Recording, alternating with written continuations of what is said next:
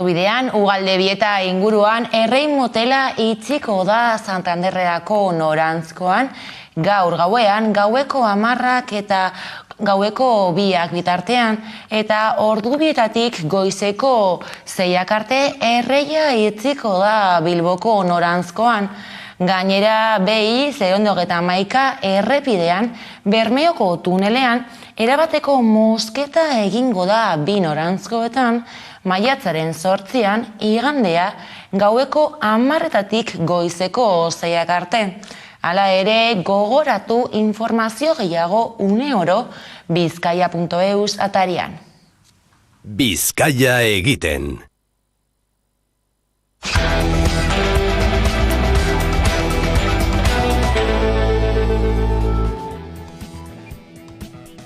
Arratsaldeon, gizarte bazterketa egoeran jasotako bigarren heriotzaren berri izan dugu gaur. Kalean bizi zen gazte migrantea Zabalgarbin hilik aurkitu zuten atzo, eta gaur Doña Kazilda parkean agertu da hilik bigarrena.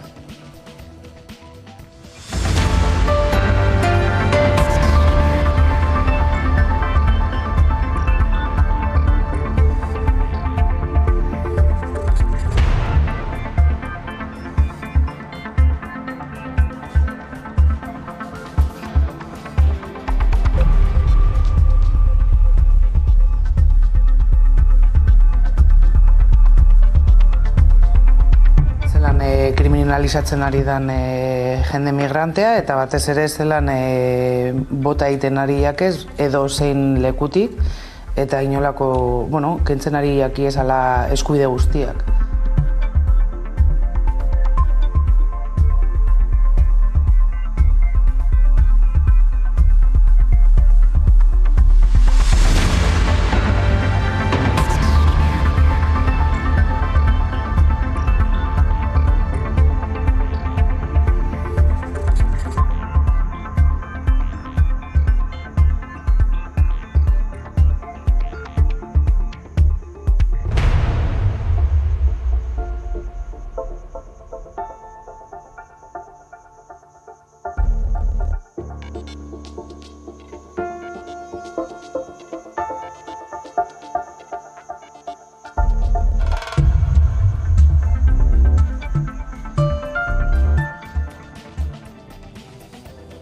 Madrilen Pegasus auziari buruz ez du hitz egin nahi izan Margarita Robles defentsa ministroak.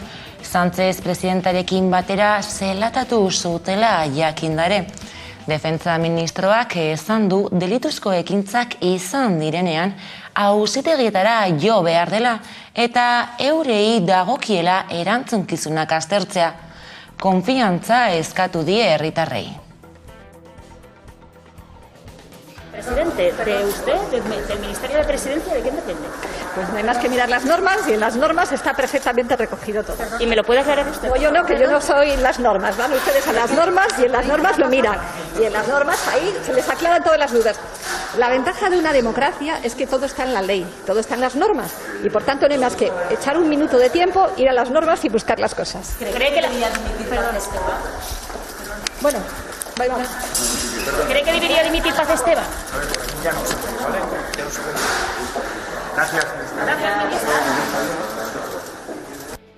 Mertxe Aizpurua Euskal Herria Bilduren Kongresuko bozeramaileak bere aldetik, Sánchezen alderdiak, PSOEk, ikerketa batzordeari ezarritako botoaz egin ditu adierazpenak 11 telebistan.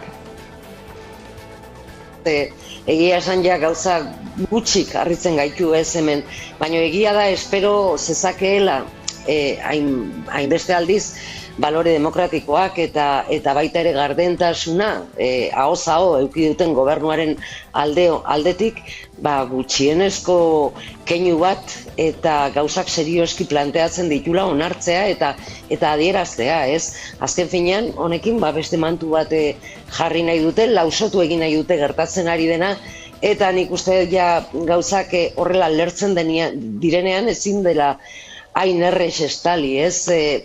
Badirudi gardentasuna ahoz aho dutela, baina zenbait eta gehiago hitz egin gardentasunaz gobernu honek, hainbat galdera gehiago sortzen zaizkigu eta ikusten ari gara gardentasunik ez dagoela, eta nahi dutena dela nolabait estali guzti hau, ez? Nik uste hainbeste urtetan ohitu da estatu hau gauzak nahi duen eran egitea, inertzia horietatik bizi dela eta ez direla konturatzen arduragabekeri handia dela, baita ere gobernuaren aldetik eta beraien iruditik begiratuta. 7 hilabete igaro dira Eusko Jaurlaritzak Arabako, Bizkaiko eta Gipuzkoako espetxeak kudeatzeko eskumena jaso zuenetik. Eta gaur Beatriz Artolazabal, berdintasun, justizia eta gizarte politiketetako sailburua Zabaiako kartzelean izan da. Artolazabalek adierazi du Jaurlaritzaren lehentasuna dela espetxeen kudeaketa gizarte politiken barruan kokatzea. Jaurlaritzak justizia errestauratiboaren alde lanean jarraituko duela berretsi du Artolazabalek eta iragarri du gainera datozen hilabeteetan Zabaiako espetxean lantegi errestauratiboak antolatuko dituztela. Osakidetzan grebara deitu dute sindikatu guztiek langile falta, txanda osagarrien ordainketa edo prekaritatearen aurkako neurriak eskatzeko. Gaur, Araba, Bizkaia eta Gipuzkoako ospitaletako atarietan elkartu dira.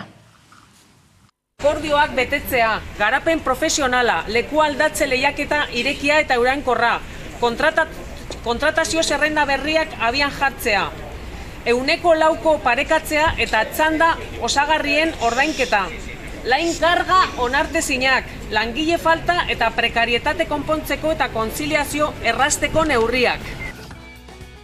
Ipar Euskal Herrira eta Frantziara begira, legebiltzarrerako bozetara baturik aurkezteko bidean da Frantziako ezkerra.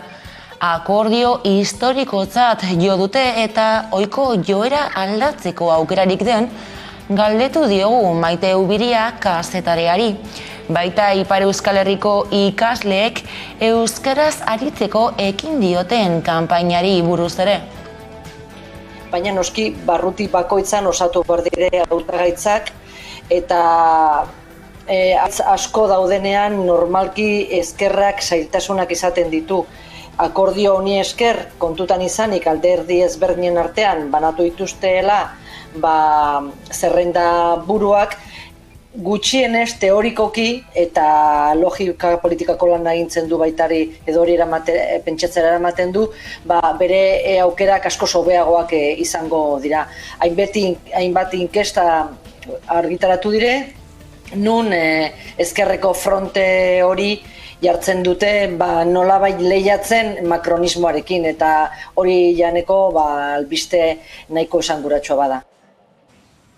Euskal Herria zuzenean jaialdiak osatu du bere 26. aldiko programazioa.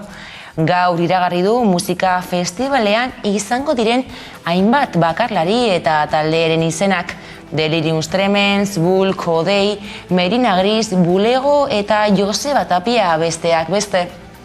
Sarreren aurrez salmenta martxan dago ere festivalaren webgunean. Auzolanean egiten den ekitaldea den aldetik, laguntzaile giza parte hartzeko aukera dagoela gogorarazi dute antolatzaileek. Hain zuzen ere 400 laguntzaile behar dituztela esan dute. Jaialdia ustelaren batetik 3 arte egingo dute Irisarrin. Galdakaon ospatu da lehenago sormene jaialdia. Mauriziak ez dau inoril ikuskizuna izango da aurten euskarazko kultur transmisoren plazan.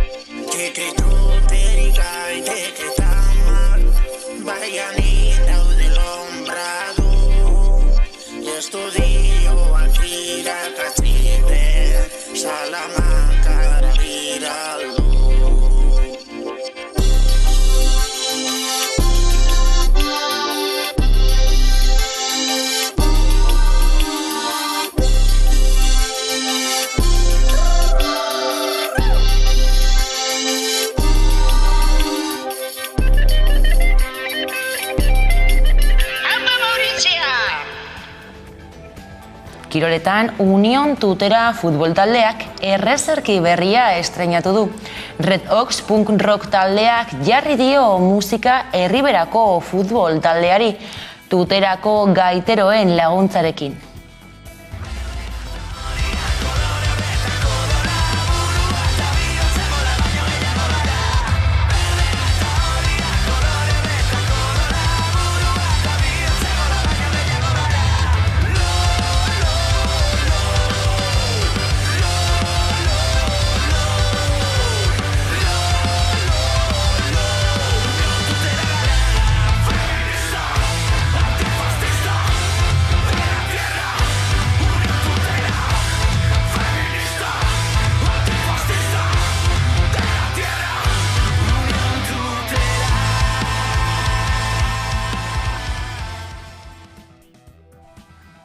Besterik ez gure aldetik, hauek izan dira egunak utzi dituenak. Badakizue 11.eu atarian izango gaitu zuela noiz nahi eta non nahi. Ondo izan eta bihar arte.